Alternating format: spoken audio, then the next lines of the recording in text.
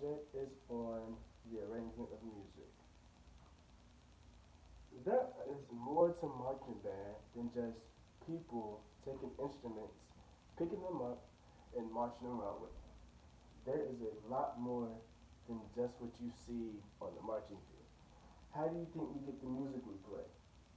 There's an elite team of writers and arrangers that take the music we hear on the radio and turn them into the smash hits that you hear and see and love when we play inside of the football games, basketball games, inside of gyms, all of that good stuff.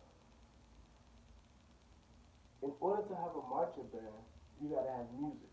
Nobody's gonna sit around and just watch a whole bunch of people march around the field like senseless dummies. That's unethical. So you have to have the music to actually produce the sound that you guys hear and love today.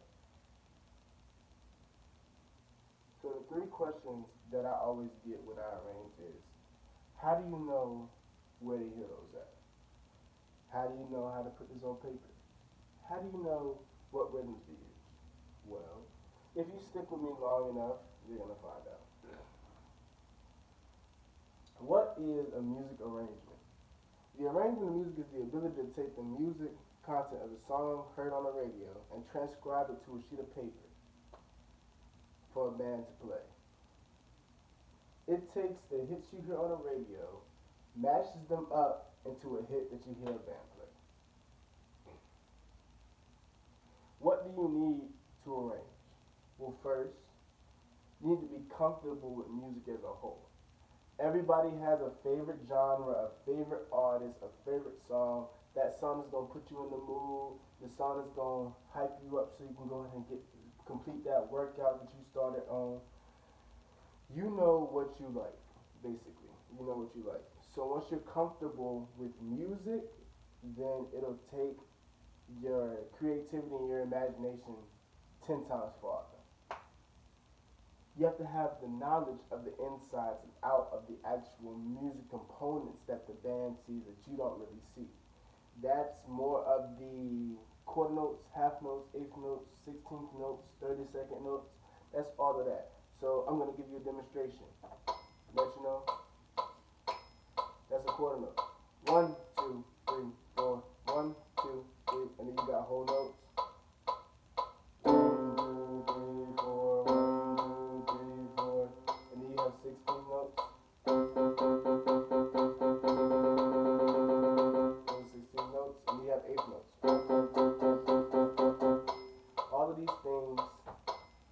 All of these things, things you know, that's how you're going to put into an arrangement. You don't have to be, but it will be nice for you to be comfortable around the piano. If you know your insides and outs of your piano, your different chord structures, your different scales.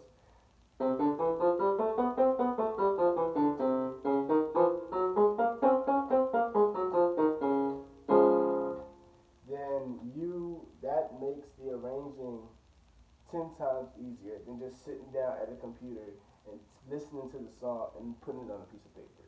That's not easy. I've done it before. It's not easy.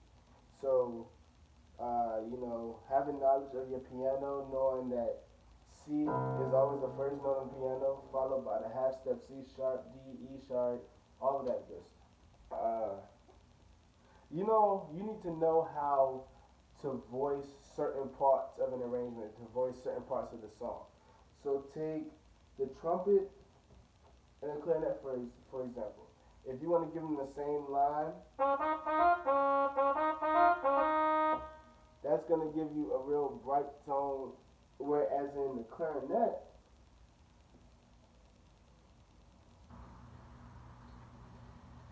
it's going to give you a real woody sound, but it's roaring. And you just need to know how those two coincide and work together. It's like a mixture of like Kool-Aid or something. You can't mix one with the other and expect magic not to happen. What software can you use to write? Well, you can take a piece of paper and jot down everything you hear. everything, like writing down notes and everything. But if you search the World Wide Web, you search Google, you'll find out that there's tons of software you can use for just writing music. Some of the top ones would be Finale, Sibelius, uh, MuseScore. You know, those are the top rated softwares you can use. Finale being uh, some of it's free. You know, they got Finale Notepad, that's free, but the upgraded Finale would be $100 for students, 300 for lifetime members, etc. Sibelius is another one you have to pay for, but that's more of the classical side of your arrangement. That's for like your Beethoven and your Bach, all of that good stuff. MuseScore, that's a free. It's a free music software, but it's real easy to use. It's easier than Finale. It helps you understand what you know, but the instruments aren't that real sounding, but it gives you an idea of what they can sound like. You got Flat.io, that's a music software, but that's not really that good. But, I used it before. It's decent. What are the musical principles? Well, when you're reading bass clef and or treble clef, the little lines, the 5 lines with the 4 spaces in between them that you see on the musical note sheet, you're going to read from the bottom line to the top. For treble clef, the notes read E, G, B, D, and F. Every good boy deserves fudge. And the spaces in between those lines spell out face, F-A-C-E. For bass clef, you got G, B, D, F, A. Good boys do fine always. And you got A, C, E, G. All cows eat grass for the spaces. Each scale in the musical tundra has a top and a bottom, the root and the octave. You got your root, and then you got your octave. Then you got your, for example, C major scale. C, D, E, F, G, A, B, C, octave. Everything has an octave or an octane of the note. You got major and you got your minor scales. You got major C major, C sharp major, D major, etc. They just go up. You also got your minor scales. These are the scales that give you more of that dark feeling, that the scale that's going, make you shiver. The scale that sounds nice. And these are usually the scales you want to write in. These are the scales that crank. So you got your D minor, you got your E flat minor, you got your C minor, you got your F minor, you got your G minor, and then A minor. It just gives you different views and different viewpoints around what you can use to write with and how you see things.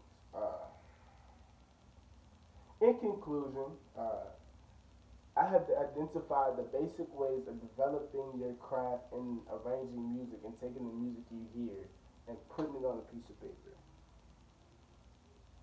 Your imagination is so great and so vast that you don't know what you're capable of.